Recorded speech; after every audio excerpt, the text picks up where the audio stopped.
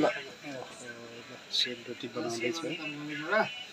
अहिले सुनका सुई नयाँ स्टाइलले सेलरोटी बनाइन्छ यहाँ के हो इटा जस्तो नि भयो कि यार सेल त खतरा खतरा भयो त यार कोही इटा जस्तो कोही के आकारको भयो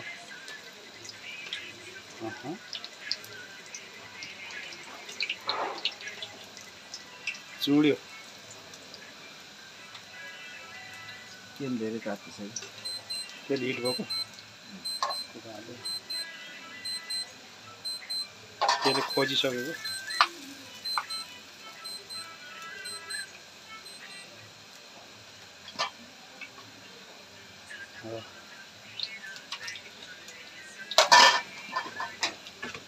अहिले टन्नै हाल भन्न खोजिहाल्यो त्यसले तेल हिट भइसकेको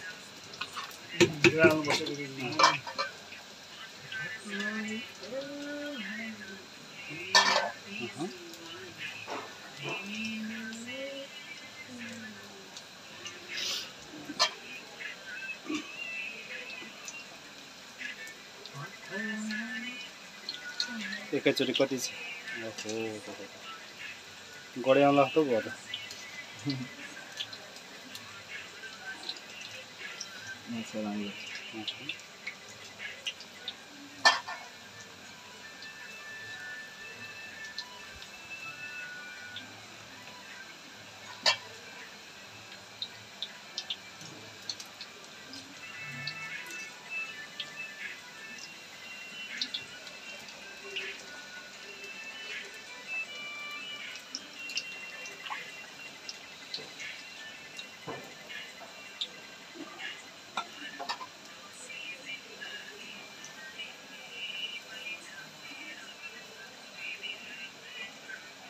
डल्लो पर्यो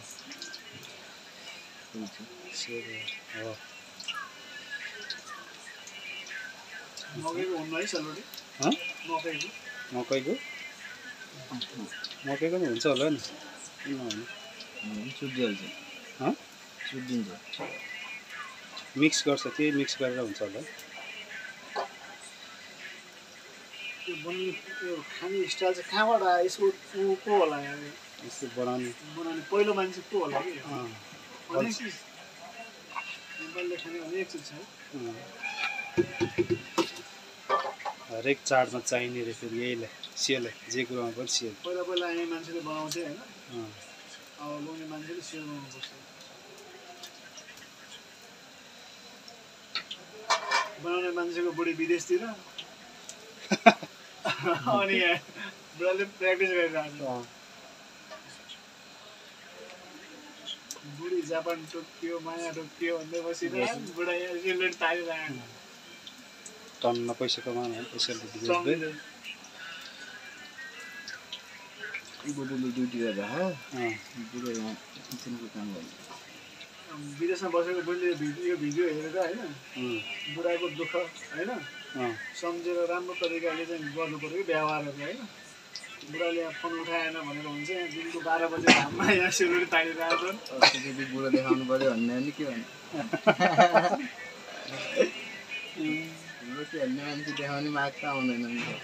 माग आउन सक्छ अब त्यो भन्न सकिँदैन बुढी साँच्चीकै भाग्यमानी हो नि होइन हरेक कुरोमा ट्यालेन्ट अहिलेको जमानामा को केटाहरूले यस्तो काम गर्छ सेल पकाउने काम त सबैले गर्छन् तर भन्न खोजेको त्यो काम गर्नु राम्रो होइन कि 12 बजे घाममा मजाले सेलरोटी हाल्नु भनेको त एसीमा बसे जस्तो कहाँ छ होइन गाह्रो छ